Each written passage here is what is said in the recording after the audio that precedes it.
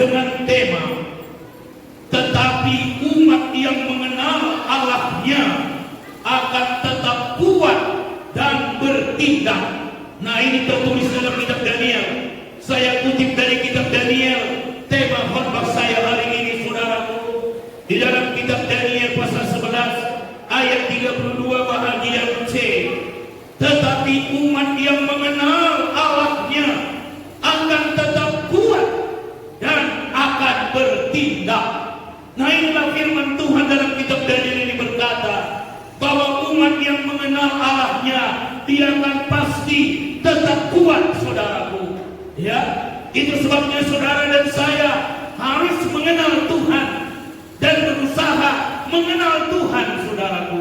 Ya, tetapi kenyataannya kita lihat di dalam firman Tuhan bahwa umat Tuhan itu sendiri tidak mengenal Allahnya. Sangat tragis, saudaraku. Sudah umat Allah, tapi tidak mengenal Allahnya, saudaraku. Nah, itulah di dalam perjanjian lama, hukum Taurat, orang sangat sukar mengenal Allahnya. Dalam perjanjian lama, hukum Taurat, saudaraku, walaupun Tuhan itu diperkenalkan oleh nabi-nabi, Nabi Musa datang, ya, Nabi Yesaya datang, Nabi Mika datang, Nabi Yeremia datang, Nabi Hosea, Nabi Daniel, dan banyak nabi-nabi di dalam perjanjian lama. Mereka datang untuk memperkenalkan Tuhan yang benar itu, saudaraku. Tetapi dalam firman Tuhan kita akan lihat, saudaraku, bahwa umat yang hidup dalam perjanjian lama itu sangat sulit untuk mengenal Allah mereka yang diperkenalkan oleh banyak nabi-nabi itu, saudaraku. Nah, mari kita lihat di dalam kitab Yeremia pasal 4 ayat 22. Kitab Yeremia pasal 4 ayatnya yang ke-22 dikatakan di sini, sungguh bodohlah umatku itu, mereka tidak mengenal aku. Mereka adalah anak-anak tolol dan tidak mempunyai pengertian. Mereka pintar untuk berbuat jahat, tetapi untuk berbuat baik mereka tidak tahu. Nah, siapa yang mengatakan ini, saudaraku? Tuhan sendiri. Dia mengatakan bahwa umatnya itu tidak mengenal dia, saudaraku. Ya, mungkin umat itu berpikir dia mengenal Tuhan. Mungkin dia berkata aku mengenal Tuhan. Tapi yang sebenarnya apa yang dikatakan oleh Tuhanlah yang benar. Tuhan sendiri yang berkata, sungguh bodohlah umatku itu, mereka tidak mengenal aku. Bayangkan, saudaraku, bukan Tuhan tidak mengakui mereka sebagai umatnya, Tuhan akui mereka sebagai umatnya. Sehingga dikatakan sungguh bodohlah umatku itu. Berarti kan diakui umatnya itu, walaupun umat itu tidak mengenal Allahnya, saudaraku. Ya, disinilah kita lihat bahwa dengan perjanjian lama, hukum Taurat, Tuhan diperkenalkan oleh banyak nabi-nabi, tapi umat itu tetap tidak paham dengan Tuhannya, saudaraku. Tetap tidak mengenal Tuhan yang diperkenalkan oleh nabi-nabi itu. Dia sendiri mengatakan, saudaraku, Tuhan sendiri mengatakan melalui nabinya Yeremia ini, sungguh bodohlah umatku itu, mereka tidak mengenal aku. Coba saudara bayangkan betapa sulitnya mengenal Tuhan itu di dalam perjanjian lama, hukum Taurat. Ya, padahal pengenalan terhadap Tuhan itu sangat penting sekali. Kita telah lihat tadi di dalam kitab Daniel ini bahwa umat yang mengenal Allahnya lah yang tetap kuat dan bertindak, saudara. Ya, tapi kenyataannya umat dalam perjanjian lama itu tidak mengenal Allah, sehingga mereka tidak kuat, mereka lemah. Makanya kita lihat, saudaraku, sedikit-sedikit umat Israel akhirnya berpaling kepada Tuhan-Tuhan yang lain, menyembah Baal, menyembah patung-patung kembali, saudaraku. Karena pengenalan mereka terhadap Tuhan itu sangat samar-samar, saudara. Pengenalan mereka tidak jelas, pemahaman mereka tidak jelas terhadap Tuhan yang telah diperkenalkan berulang-ulang oleh banyak nabi-nabi kepada umat ini. Berganti-ganti nabi diutus Tuhan kepada umatnya Israel, umat pilihannya ini. Tapi kenyataannya, saudaraku, sampai kepada Nabi Yeremia ini Tuhan berkata, Sungguh bodohlah umatku itu. Mereka tidak mengenal aku.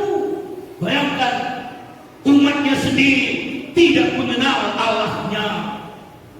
Itu maka umat itu lemah imannya, tidak mantap kepercayaannya kepada Tuhan yang dia sembah. Bagaimana bisa mantap kepercayaannya kepada Tuhan yang dia sembah? Karena Tuhan itu sendiri tidak dikenalnya. Tuhan itu sendiri tidak dipahaminya, tidak dimengertinya. Sabar-sabar di dalam pengenalannya terhadap Tuhan, saudaraku. Selanjutnya lagi saya baca dari kitab Hosea pasal yang keempat ayat 6. Kitab Hosea pasal 4 ayat 6. Ini sudah berlanjut lagi, ganti lagi nabinya. Nabi yang terdahulu sudah mati, digantikan oleh nabi yang berikutnya lagi. Dalam Hosea pasal 4 ayat 6, umatku binasa karena tidak mengenal Allah. Nah, saudara lihat lagi di sini, sampai lagi di zaman Nabi Hosea pun umat itu tetap tidak mengenal Allah, saudara. Allah sendiri yang berkata di sini, umatku binasa karena tidak mengenal Allah. Padahal pengenalan terhadap Allah yang benar ini sangat penting, saudaraku. Itu menentukan arah hidup umatnya. Dikatakan tadi dalam kitab Daniel ini tadi, yang menjadi tema khotbah kita pada hari ini. Tetapi umat yang mengenal Allahnya akan tetap kuat dan bertindak. Ini dia, saudaraku. Itu maka saya katakan pengenalan terhadap Allah yang benar itu sangat penting. Karena disitulah terletak kekuatan iman daripada umat itu. Itu maka saudara dan saya harus mengenal Allah yang kita sembah, saudaraku. Ya. Tapi di sini kita lihat betapa sulitnya mengenal Allah itu, saudara. Ya, berulang-ulang diperkenalkan oleh banyak nabi kepada umat ini. Tapi umat ini tidak bisa mengenal Allahnya, sehingga imannya lemah. Sedikit saja ada godaan, mereka langsung berpaling dari Tuhan yang benar. Karena memang pengenalan mereka samar-samar, pengenalan mereka tidak jelas, saudara. Ya. Dan kemudian, saudaraku, ya, apa yang terjadi setelah Yesus datang? Dia juga, saudaraku, mengingatkan ini mengenai pengenalan akan Tuhan ini. Di dalam kitab Matius 16 ayat 13 sampai ayat 20, saudara bisa baca sendiri. Saya hanya terangkan apa yang dikatakan oleh Yesus waktu dia berada bersama-sama dengan murid-muridnya di kota Kaisarea bersama dengan 12 orang muridnya. Yesus berkata kepada murid-muridnya, kata orang siapakah aku? Kata orang siapakah anak manusia itu? Maka murid-muridnya berkata, ada yang mengatakan engkau Elia, ada yang mengatakan engkau nabi-nabi yang dahulu dan bangkit lagi, ada yang mengatakan engkau Yohanes Pembaptis. Inilah jawaban-jawaban pengenalan orang terhadap Yesus pada masa itu yang didengar oleh murid-muridnya, saudaraku. Lalu Yesus bertanya kepada murid-muridnya, kalau demikian katamu, siapakah aku ini? Nah, itu pertanyaan Yesus secara khusus kepada kedua-belas muridnya. Nah, saudaraku, hanya satu orang yang bisa jawab, yaitu Simon Petrus. Dia berkata, saudaraku, engkau adalah Mesias, anak Allah yang hidup. Nah, itu saudaraku, engkau adalah Mesias, anak Allah yang hidup. Itulah jawaban Simon Petrus. Lalu apa kata Yesus? Berbahagialah engkau Simon bin Yunus, sebab bukan daripadamu pengenalan itu. Ya, engkau mengenal aku karena Bapa pula yang menyingkapkannya kepadamu. Maka aku pun memberikan kepadamu kunci kerajaan surga. Ya, dan aku akan mendirikan jemaatku di atas batu karang ini, dan alam maut pun tidak akan menguasainya. Yesus berkata, aku memberikan kunci kerajaan surga kepadamu, katanya. Apa artinya, saudara? Artinya dia pasti masuk surga. Orang kunci kerajaan surga sudah diberikan kepadanya. Kenapa? Karena pengenalannya yang benar, saudaraku, bahwa Yesus adalah Mesias. Apa arti Mesias? Mesias artinya Allah sendiri yang datang ke bumi ini dalam berupa manusia. Orang banyak hanya mengenalnya sebagai manusia biasa, anak Maria, tukang kayu, saudaraku. Ya, orang dunia hanya mengenalnya sebagai tokoh sejarah. Ya, tetapi puji Tuhan, saudara dan saya mengenalnya Mesias, sama seperti pengenalan Petrus ini. Engkau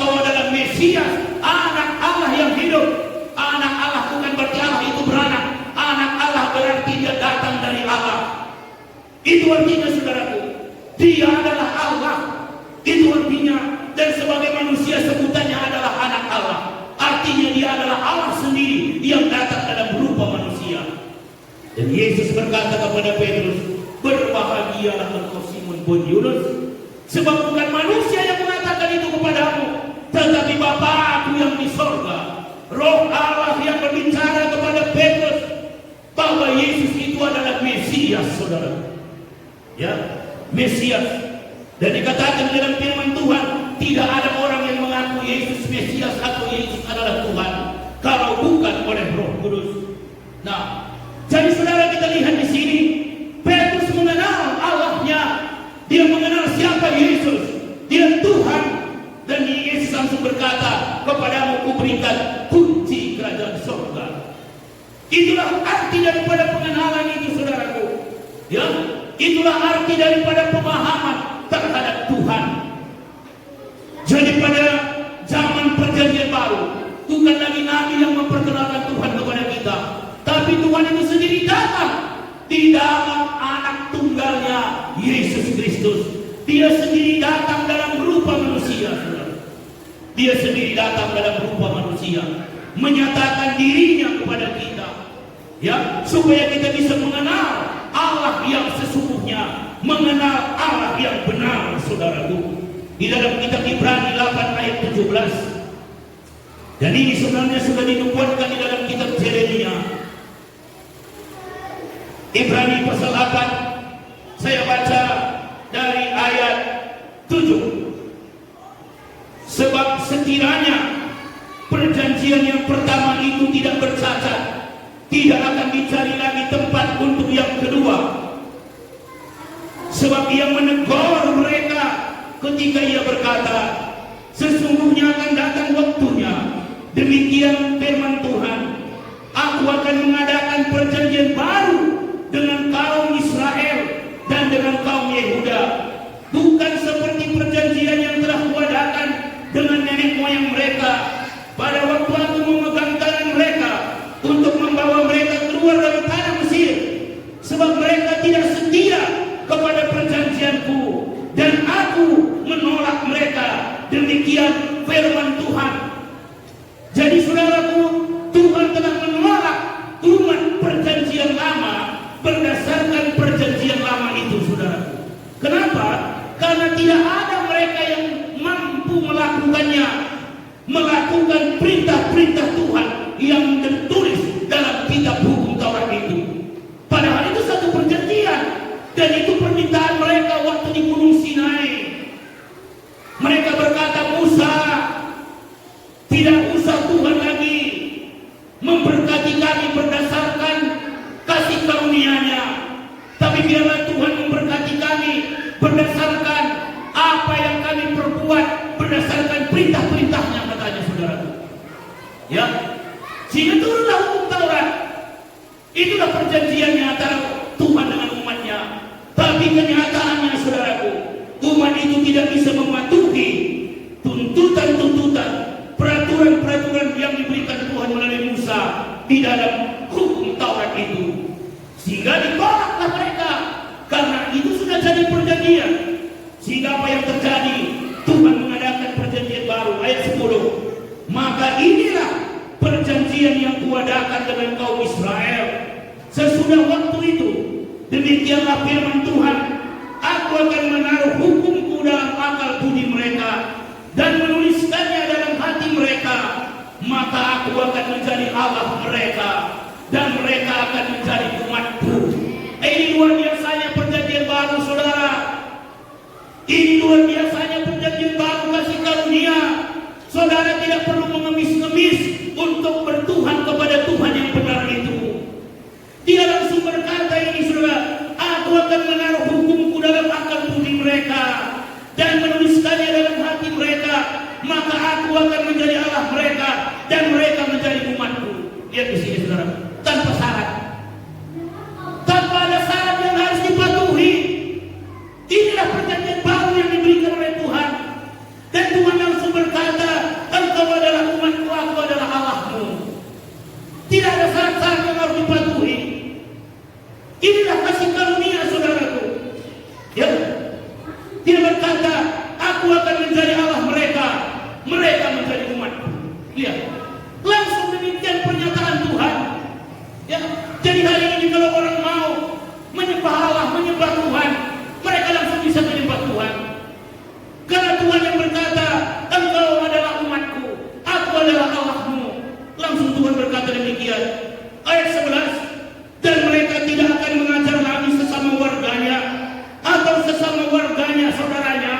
dengan mengatakan kenallah Tuhan, sebab mereka semua besar kecil akan mengenal aku.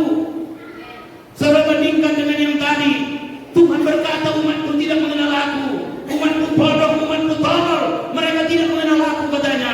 Tapi dalam perjanjian baru kasih karunia, saudara, yang Tuhan katakan di sini, mereka semua besar kecil akan mengenal aku. Bayangkan saudara, ya, Tuhan sendiri berkata mereka mengenal aku. Dalam perjanjian lama mereka tidak mengenal aku, mereka tolol, mereka bodoh. Padahal sudah diperkenalkan oleh banyak nabi kepada umat itu, tapi tetap tidak bisa mereka kenal. Tapi melalui kasih karunia Yesus Kristus, saudaraku, ya, Tuhan berkata mereka mengenal aku. Sangat mudah. Dan mereka tidak akan mengajar lagi sesama warganya atau sesama warganya dengan mengatakan kenallah Tuhan, sebab mereka semua besar kecil akan mengenal aku. Nah, kenapa saudaraku? Kenapa? Ini di ayat 12. Inilah yang disebut klausa utama atau hukum utama perjanjian baru kasih karunia.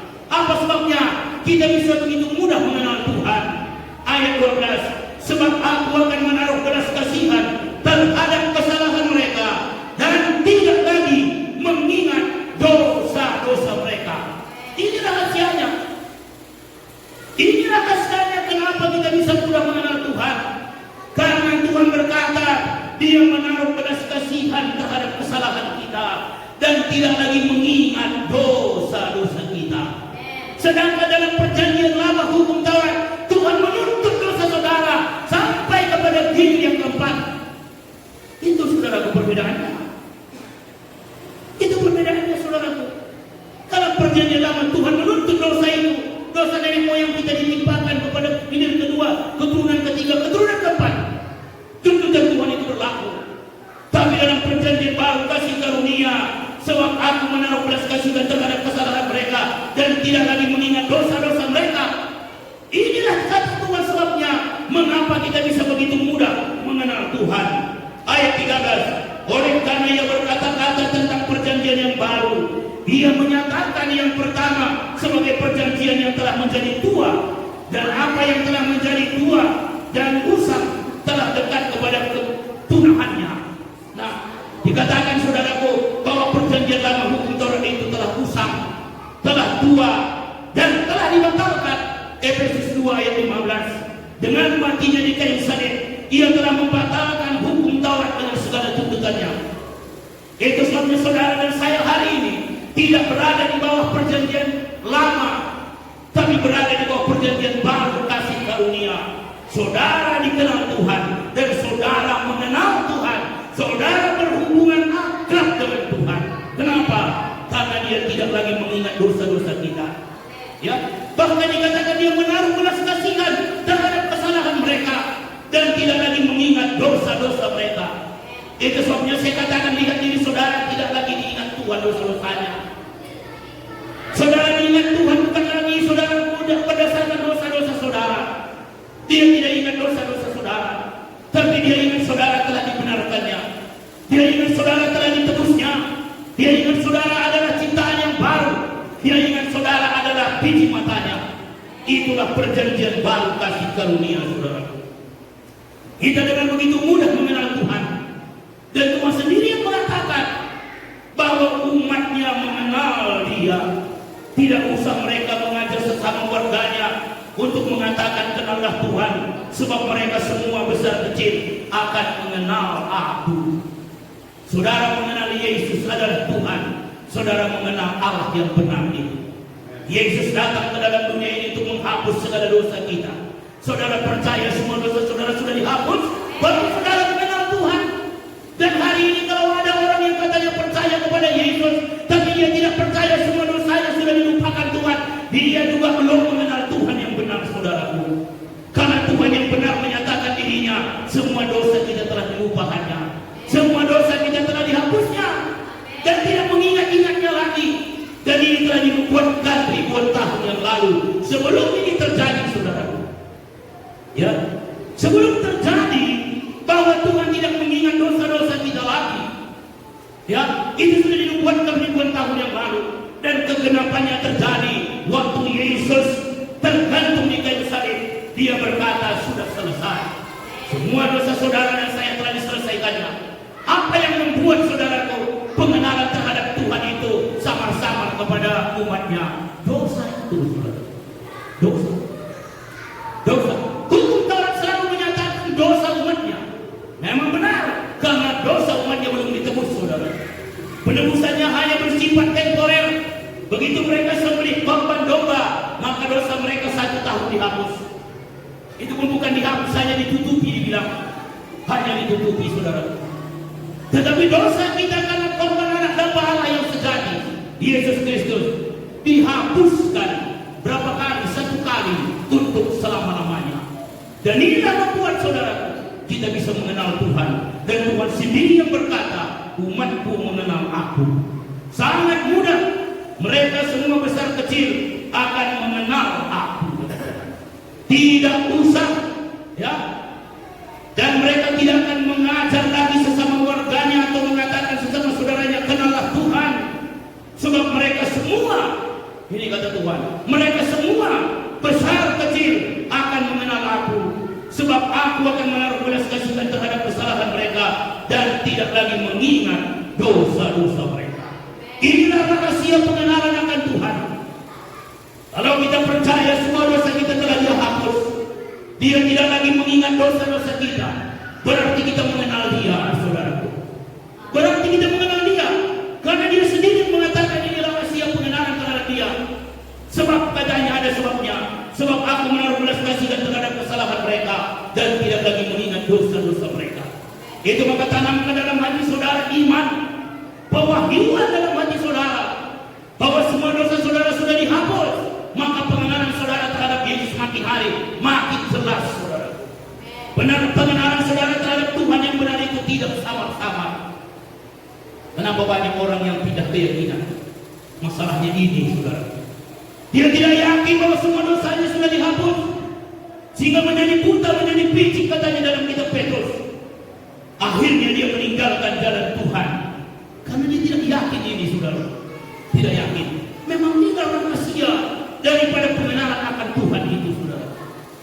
Makanya Paulus katakan di sini dalam kitab 1 Korintus 2 ayat 2, sebab aku telah memutuskan untuk tidak mengetahui apa-apa di antara kamu selain Yesus Kristus, yaitu Dia yang disalibkan. Karena hanya di dalam salib itulah, saudaraku, tersimpan segala jawaban dalam hidup kita. Dalam salib Yesus telah terjawab semua masalah kita. Di sanalah penyelesaiannya semua. Waktu Yesus berkata, sudah selesai, dosa saudara di sana diselesaikan. Pergumulan-pergumulan kita hari ini dan hari yang akan datang, di sana jawabannya dan di sana penyelesaiannya. Saudara dan saya hari ini hanya perlu mempercayainya, mengimaninya, bahwa itu telah selesai di kayu salib, saudara. Jadi saudara dan saya bisa menjadi umat yang kuat, ya, bukan umat yang lemah. Karena saudara dan saya hari ini telah mengenal Dia dengan benar, telah mengenal Allah yang sungguh-sungguh, saudara. Umat yang mengenal Allahnya akan tetap kuat dan bertindak. Jadi tidak ada alasannya lagi kita menjadi umat yang lemah, karena kita mengenal Allah kita, Allah yang benar. Kita benar-benar sungguh-sungguh mengenal Allah yang mengasihi kita, Allah yang menghapus segala dosa kita, Allah yang memberi kepastian keselamatan kepada kita. Tidak ada Allah lain, saudaraku, yang seperti Dia, yang memberikan jaminan surga, saudara. Dalam kitab Yohanes 10 ayat 28-29, sebab aku memberikan hidup yang kekal kepadamu, dan kau pasti tidak binasa sampai selama-lamanya. Agama mana yang ada memberikan perjanjian seperti itu? Agama mana yang memberikan jaminan seperti itu? Nabi yang mana memberikan jaminan seperti itu? Tokoh agama mana yang memberikan jaminan seperti itu? Hanya Yesus, saudara. Yesus bukanlah pembawa agama. Dia adalah juru selamat itu sendiri. Dia adalah Allah itu sendiri. Dia adalah Yehova itu sendiri yang datang ke dalam dunia. Dia pencipta segala yang ada. Dia datang ke dalam dunia. Tetapi banyak orang yang tidak mengenal Dia, saudara. Tapi puji Tuhan, saudara dan saya mengenal Dia. Dan setiap orang yang mengenal Dia dan percaya kepada namanya, dalam kitab Yohanes dikatakan diberi kuasa menjadi anak-anak Allah. Saudara dan saya percaya kepada nama Yesus, diberi kuasa menjadi anak-anak Allah. Saudara ada di dunia ini, saya masih ada dalam dunia ini, tapi sebutan kita di mata Tuhan adalah anak-anak Allah, saudara. Bukan anak-anak dunia ini. Dan bahkan Tuhan berkata, kamu bukan berasal dari dunia ini. Ya, itulah saudara kasih karunia Tuhan bagi kita. Oleh sebab itu, kita bersyukur kepada Tuhan, kita mengenal Dia. Satu-satunya Allah yang benar. Tidak ada Tuhan, tidak ada keselamatan hanya di dalam Yesus Kristus, Tuhan dan Juru Selamat kita. Sehingga kita bisa menjadi umat yang kuat di akhir zaman ini, menghadapi banyak tantangan, banyak pergumulan. Tapi karena kita mengenal Allah kita, Yesus Kristus Tuhan Juru Selamat kita, dan Roh-Nya ada bersama-sama dengan kita, maka kita akan tetap kuat, saudara. Kita akan tetap kuat. Walau banyak tantangan, walau banyak pergumulan di dalam perjalanan hidup kita. Puji Tuhan.